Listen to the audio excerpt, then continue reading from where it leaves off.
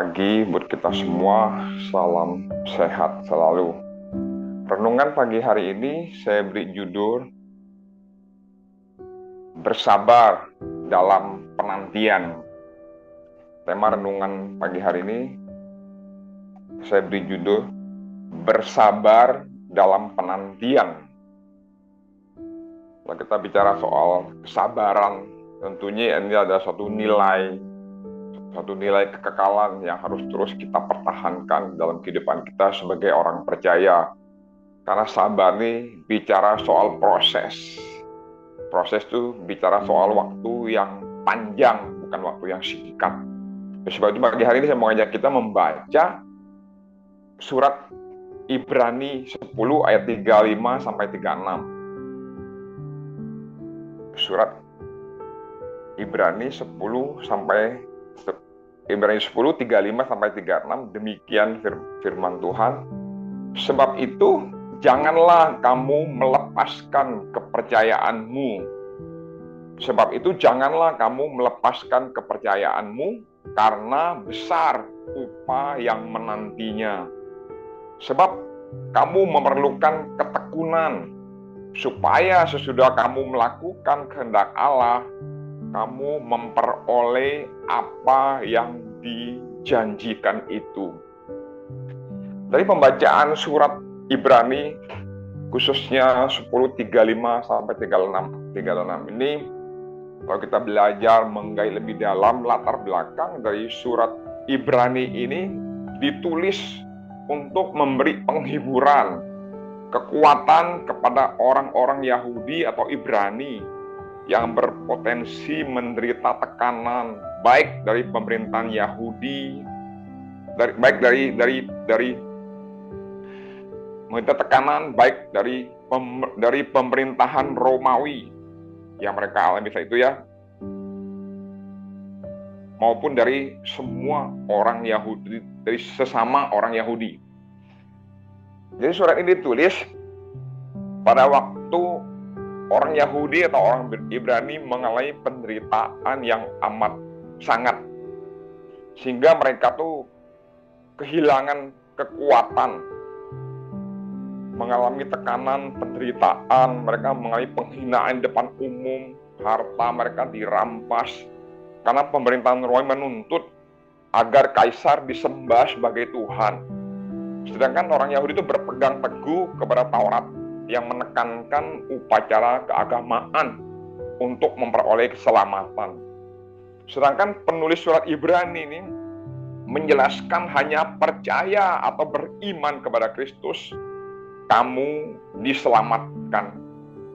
Jadi penderitaan panjang yang dialami oleh orang Yahudi Ibrani pada waktu itu ada suatu, sepertinya mereka tuh kehilangan pengharapan, kehilangan lagi status dalam kehidupan mereka. Sepertinya mereka itu merasa kita ini udah tidak berdaya, udah tidak mampu mengatasi segala perkara yang kita alami pada saat itu yang mereka alami. Karena mereka tuh selalu menantikan Tuhan Yesus tak kunjung datang di dalam kehidupan mereka untuk menyelamatkan mereka. Itu yang ada dalam bayangan, dalam benak mereka. Kehidupan orang Ibrani pada waktu itu, orang Yahudi pada waktu itu menggambarkan juga kehidupan kita saat sekarang ini. Mungkin kita mulai penantian panjang dalam hidup, mungkin sakit penyakit, masalah keuangan, masalah keluarga dan sebagainya.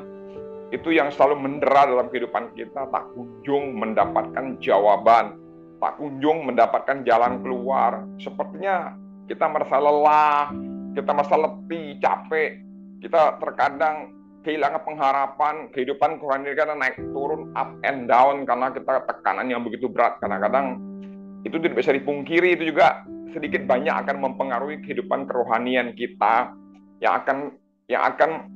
dan pada akhirnya akan mempengaruhi kehidupan kerohanian kita secara keseluruhan. Jadi seolah-olah kita tuh berpikir Tuhan ada di mana, kita berpikir Tuhan udah nggak ada, karena sampai suatu titik kita akan melihat seperti itu. Jadi sebenarnya penderitaan yang kita alami dalam hidup itu tuh mengajarkan kita untuk bersabar dalam penantian, karena kita meyakini suatu saat ada pertolongan, ada jalan keluar yang terbaik yang Tuhan akan beri buat kehidupan kita. Kan dalam hidup ini kadang-kadang penderitaan, kesulitan, kesukaran tuh untuk belajar kita terus untuk tuh beriman, berharap kepada Tuhan, buat kita jadi kuat. Bagaimana kalau kita nggak ada penderitaan, kesulitan dalam hidup, kita nggak akan pernah beriman dengan sungguh. Kita nggak akan pernah merasakan hadirnya Tuhan dalam kehidupan kita. Mungkin kehidupan kerohanian kita nggak akan seserius pada waktu kita mengambil hidup yang nyaman, yang enak. Itu hanya sebagai rutinitas kehidupan kerohanian kita. Jadi pujian, penyembahan, doa kita hanya sebagai hal yang biasa. Terkadang kita lakukan atau tidak itu menjadi sebuah pilihan. Tapi kadang-kadang penderitaan, kesulitan mengharuskan kita, itu membawa kita untuk kita terus boleh berharap, bersandar, dan berserah penuh kepada Tuhan. Itu adalah kerinduan hati Tuhan buat kita sebagai anak-anaknya. Biar setiap saat kita datang kepada Tuhan. Jadi sekali lagi, bukan penderitaan, kesulitan, kita datang kepada Tuhan dengan sungguh, tapi kita mengalami hal yang baik dalam hidup. Itu harus membiasakan diri kita menjadi gaya hidup kita untuk selalu berharap, berserah, bergantung sepenuhnya kepada Tuhan. Karena hidup ini, saya lagi bahwa tidak semua terjadi seperti kita harapkan. Karena suatu ketika ada hal-hal yang tidak kita harapkan itu tiba-tiba terjadi. Kalau kita tidak pernah berkorelasi, nggak pernah berinteraksi, membangun kehubungan intim dengan Tuhan, membangun relasi yang sehat, kita nggak akan pernah kuat untuk mengalami tekanan kesulitan dalam hidup. Itu mengajarkan sekali lagi bahwa kesulitan itu adalah untuk membawa kita terus berharap, berserah, dan beriman sepenuhnya kepada Tuhan, membuat kita menjadi kuat. Sekali ya, bersabar dalam penantian itu membutuhkan jalan panjang. Jalan panjang menuju kemilau kehidupan, kemilau kerajaan, dan jalan panjang menuju sebuah kemenangan. Pernahkah Anda melihat para selebritis, kaum bangsawan, atau ibu-ibu elit menggunakan gaun atau kain batik yang lembut, halus, dan mengkilap, berjalan di pesta-pesta, panggung hiburan, atau keluar masuk restoran mewah? Apakah Anda tahu nama bahan pakaian yang indah itu? Dari sini mungkin kita tahu, sebagian kita tahu, itu adalah kain sutra. Itu kain sutra. Sebutan bagi sutra adalah sebuah bahan pakaian yang halus, indah, seksi, dan mahal. Itu telah dikenal oleh bangsa China sejak kira-kira 5.000 tahun yang lalu. Coba pagi hari ini kita membayangkan ya, membayangkan sutra itu ada sebuah kain yang mewah, kain yang mahal, sebuah kain yang seksi, katanya seperti itu.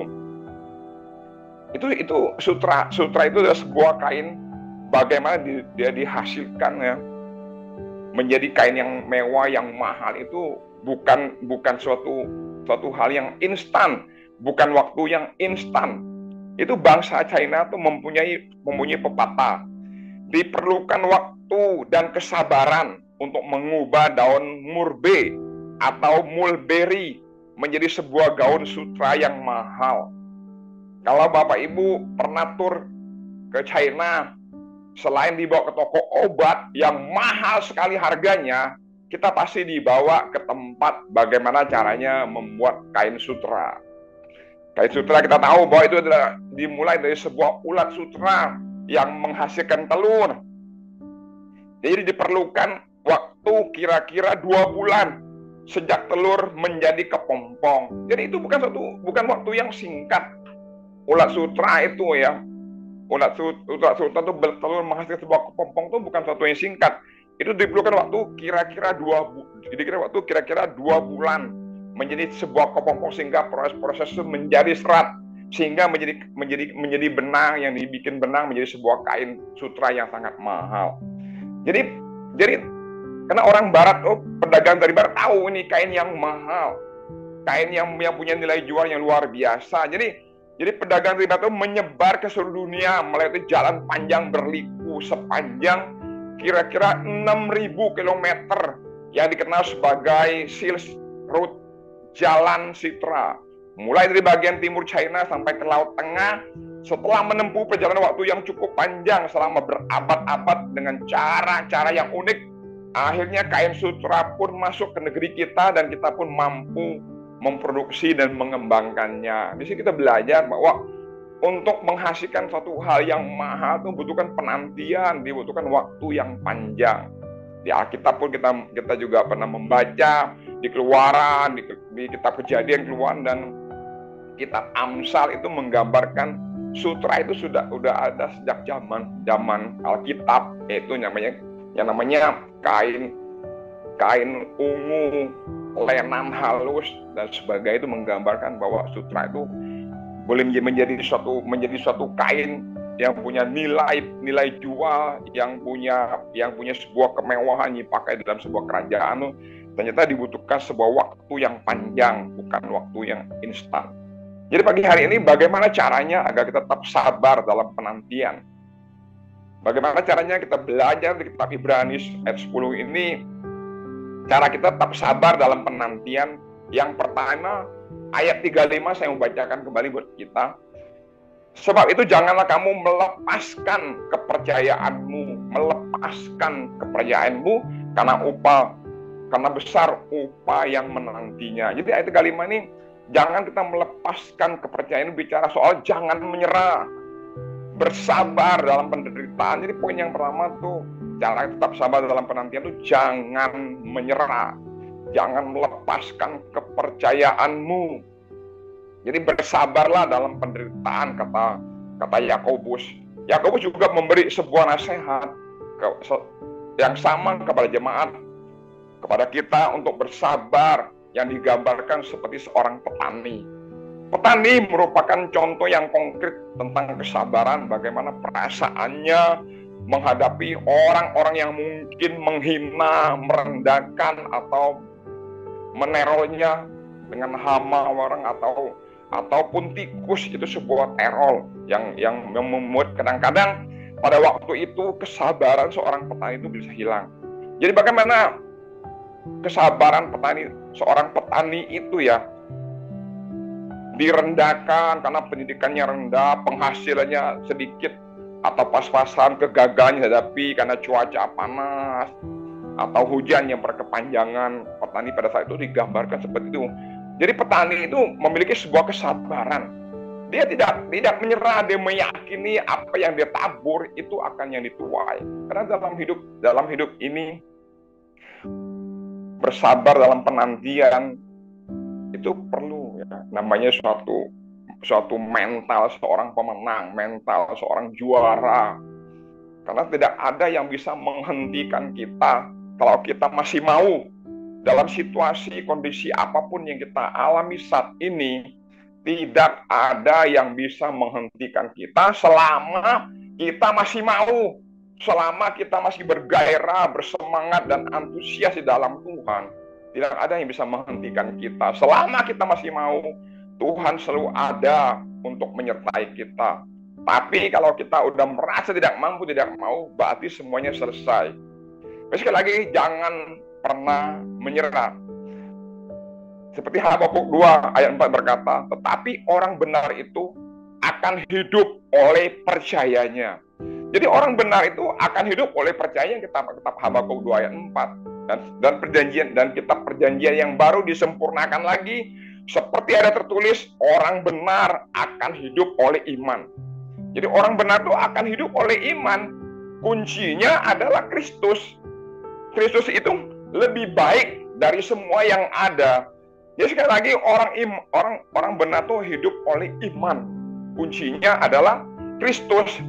Itu Tuhan Yesus digambarkan tuh dalam kehidupan pribadi itu harus menjadi suatu hal yang tertinggi, yang paling hakiki dalam hidup kita, digambarkan lebih baik dari semua apa yang ada, dari semua apa yang kita miliki dalam hidup. Itu kita harus menjadi lebih baik, lebih daripada segalanya. Itu digambarkan seperti itu. Jadi orang benar itu akan hidup oleh iman, akan hidup oleh percayanya. Kita tuh percaya bukan karena melihat. kita tidak melihat, tapi kita percaya bahwa Tuhan itu selalu ada menyertai dalam kehidupan kita. Mungkin Bapak Ibu pernah melihat sebuah film pada zaman dulu. Film ini juga udah lama saya pernah menontonnya. Itu udah puluhan tahun yang lalu ya. Film itu ya berjudul Facing the Giants. Mungkin Bapak Ibu pernah menonton film ini. Film itu pada waktu itu ramai ditonton oleh orang, khususnya orang Kristen ya. Judulnya Facing the Giants. Mungkin terjemah sederhananya dalam bahasa Indonesianya menghadapi para raksasa. Film Facing the Giant. Terjemah bahasa Indonesia mungkin menghadapi para raksasa. Itu ceritakan tim footballnya Amerika ya, yang football Amerika, Shiloh Christian. Kapten tim mereka yang bernama Brooks itu ditantang oleh seorang pelatih yang baru. Ditantangnya apa? Ditantangnya merangkak melintasi lapangan rumput 48 meter dengan mata tertutup dengan kain hitam, disertai dengan satu orang di pundaknya untuk berjalan merangkak melintasi lapangan 48 km. Ini bukan suatu hal yang mudah. Itu The Brock, kapten tim football Shiloh Christian itu merasa tangannya, kakinya kepanasan, seperti mengalami luka dan sebagainya. Tapi ada seorang pelatih yang selalu memotivasi dia. Kamu bisa, kamu mampu. Terus, kamu bisa. Kata-kata diulangi, kamu bisa, kamu mampu. Jangan menyerah, kamu pasti bisa, kamu pasti akan menyelesaikan semuanya ini. Jadi pelatih itu selalu membisikkan di telinganya. Jadi itu mengajar, ini film-film Facing the Giant ini mengajarkan kita untuk tidak pernah menyerah, seperti yang tantangan yang diterima oleh kapten tim mereka Brock itu. Jadi ini mengajarkan kita untuk tidak pernah menyerah. Sesulit apapun keadaan kita, seberat apapun beban hidup kita, sang pelatih hidup kita yaitu Yesus Kristus tidak pernah meninggalkan kita. Dia selalu ada di dekat kita dan beri kita semangat untuk terus maju, mengikuti tuntunannya. Bahkan ketika kita kehilangan seluruh kekuatan kita, dia tetap dan dia siap untuk melimpahkan kekuatannya kepada kita agar kita sungguh-sungguh percaya kepadanya. Jadi dia berhasil. Jadi Kapten Brook ini dia berhasil menaklukkan kemustahilan yang semua orang pikirkan. Jadi dalam hidup ini, dengan kata lain, tidak ada hal yang tidak mungkin. Tidak ada hal yang mustahil kalau kita mau terus mengandalkan kekuatan Tuhan di dalam kehidupan kita. Kita harus terus berjuang. Jadi, meskipun yang kita harapkan tak kunjung terlihat, jangan pernah melepaskan kepercayaan kita. Ya, sekali lagi, poin pertama, bagaimana caranya agar kita sabar dalam penantian tuh, kita jangan pernah menyerah dalam hidup ini. Jangan pernah menyerah, don't give up ya. Jangan pernah menyerah, bahwa selalu ada penyertaan, harus perlindungan dan pemeliharaan Tuhan dalam kehidupan kita. Apapun yang kita alami dalam hidup, percayalah bahwa Tuhan selalu ada menyertai kita. Poin yang kedua, ayat 36. Bagaimana kita tetap sabar dan dalam penantian. Ayat yang 36 saya baca kembali di Ibrani 10 tadi. Sebab kamu memerlukan ketekunan, supaya sesudah kamu melakukan kehendak Allah, kamu memperoleh apa yang dijanjikan itu. Sekali, dari ayat ini, hal yang perlu kita perhatikan adalah ketekunan. Jadi kita tuh memerlukan ketekunan, bersabar dalam penantian tuh tidak ada kata lain. Kita harus memerlukan yang namanya ketekunan. Supaya sesudah kamu melakukan ketekunan itu adalah sebuah perintah, ada suatu kehendak Allah terjadi atas kehidupan kita. Kalau kita bisa melakukan kehendak Allah yang namanya ketekunan, kamu akan memperoleh apa yang dijanjikan Allah dalam kehidupan kita. Jadi ketekunan inilah firman Tuhan menekankan perlunya ketekunan untuk memperoleh apa yang dijanjikan Tuhan dalam hidup. Kata ketekunan artinya tetap bertahan di bawah kondisi apapun. Jadi orang tekun tuh tetap bertahan di bawah kondisi apapun, sesulit apapun. Kalau orang yang tekun, kalau dia bertahan, dia akan mengalami kemenangan di dalam hidup. Jadi susahnya kehidupan yang menekan, Jangan membuat kita kehilangan kepercayaan kepada Allah yang siap menolong dan membuka sebuah exit atau jalan keluar agar kita bisa keluar dari sana. Jadi hidup ini pastilah, kalau kita berjalan mungkin dalam highway, berjalan dalam jalan bebas hambatan, enggak, pada suatu saat kita akan menemukan exit sesuai dengan apa yang kita kehendaki, di mana kita akan keluar. Enggak mungkin jalan bebas hambatan, highway itu enggak ada exit, itu enggak mungkin. Jalan hidup ini kalau digambarkan dalam sebuah perjalanan, sesulit apapun perjalanan kita yang kita tempuh di dalam perjalanan tersebut, sejauh apapun perjalanan kita dalam hidup ini, pasti ada jalan keluar yang Tuhan beri buat kehidupan kita. Jadi sesulit apapun, seberat apapun kehidupan, suatu saat, pada suatu titik ada exit, ada jalan keluar yang bisa kita alami dalam kehidupan kita masing-masing. Kalau kita senang dengan olahraga, jadi pagi hari ini saya mengajak kita bermain olahraga. Kalau kita suka dengan olahraga, ada satu olahraga lomba lari. Olahraga lomba lari ini dikategorikan sebagai olahraga atletik, sering dilombakan dalam olimpiade dan beberapa pertandingan antar negara. Lomba lari yang menuntut stamina tinggi karena harus menempuh jarak kurang lebih 42 km. Mungkin Bapak Ibu tahu ya, olahraga apa ini? Ini tentunya adalah olahraga yang namanya maraton. Maraton itu adalah olahraga yang menempuh perjalanan, menempuh jarak itu kurang lebih 42 km, dibutuhkan sebuah stamina yang tinggi. Kalau stamina kita nggak tinggi ya, nggak akan pernah kita bisa menuntaskan perlombaan yang namanya maraton. Dan kalau kita perhatikan, pemenang lomba lari maraton itu rata-rata itu berasal dari benua Afrika. Umumnya ya, kalau kita melihat, kalau kita bisa menonton, rata-rata pemenang lomba lari maraton itu berasal dari benua Afrika seperti Ethiopia, Kenya, dan Maroko. Ini menggambarkan bahwa itu membutuhkan stamina yang tinggi. Jadi pelari maraton tuh harus mengatur kecepatan untuk berlari, ritmenya itu. Pelari maraton tuh harus dapat mengatur kecepatan untuk berlari, ritme larinya, dan fisik serta daya tahan yang prima. Itu juga menggambarkan daya tahan yang prima itu menggambar ketekunan untuk menyelesaikan perlombaan jarak jauh ini agar piala dan hadiah dapat diraih. Seperti itulah perjalanan hidup kita di dunia ini digambarkan sebuah perlombaan maraton itu. Perlombaan maraton itu akan terus berlari sedemikian mengatur ritme tadi. Untuk mengatur ritme itu dibutuhkan daya tahan atau fisik, stamina yang kuat tentunya. Karena kita nggak boleh berhenti. Kalau kita berhenti, kita akan gugur atau diskualifikasikan seperti itu. Jadi hidup ini digambarkan seperti maraton. Maraton itu dibutuhkan ketekunan. Kalau kita nggak mengambil ketekunan, kita nggak akan meraih sebuah kemenangan yang mendapatkan piala, yang mendapatkan uang. Nggak akan pernah kita dapatkan semuanya itu.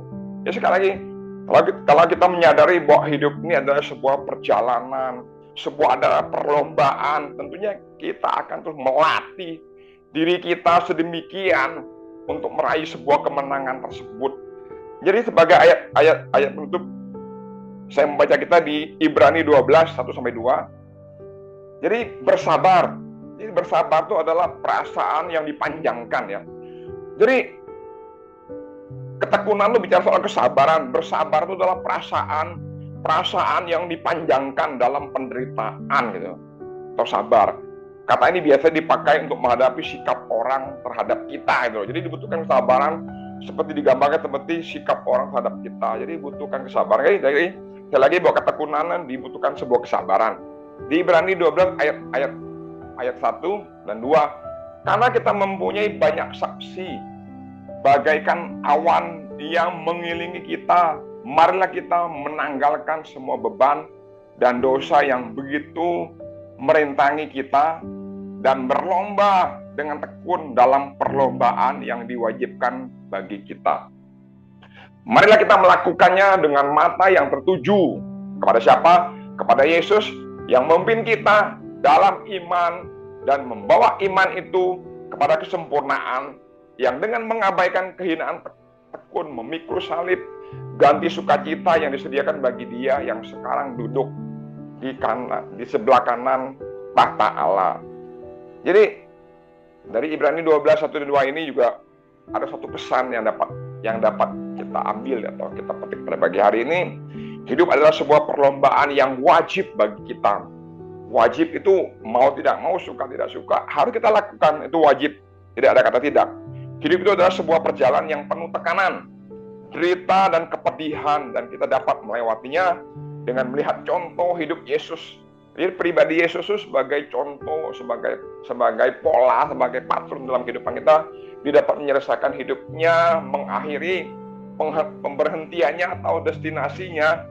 Demikian juga kita akan mengalami yang sama, pada akhirnya kita akan sampai kepada tujuan yang ditetapkan Tuhan dalam kehidupan kita, pemberhentian kita, destinasi kita masing-masing. Kita melewati dengan melihat contoh hidup Yesus. Itu sebabnya bertekunlah, bersabarlah dalam perjalanan hidup ini, karena ada waktunya semua akan menjadi indah. Sekali lagi, bersabar dalam ketekunan. Bagaimana cara kita tetap sabar dalam penantian? Yang pertama, jangan menyerah. Bersabarlah dalam penderitaan, karena pasti ada jalan yang Tuhan siapkan yang nanti kita untuk bisa keluar. Yang kedua, kita harus memiliki ketekunan, karena dalam ketekunan itu diperlukan sehingga kita bisa juga memperoleh kemenangan di dalam pertandingan kehidupan kita. Biar kiranya renungan pagi hari ini menjadi berat bagi kita semua. Tuhan Yesus memberkati. Amin.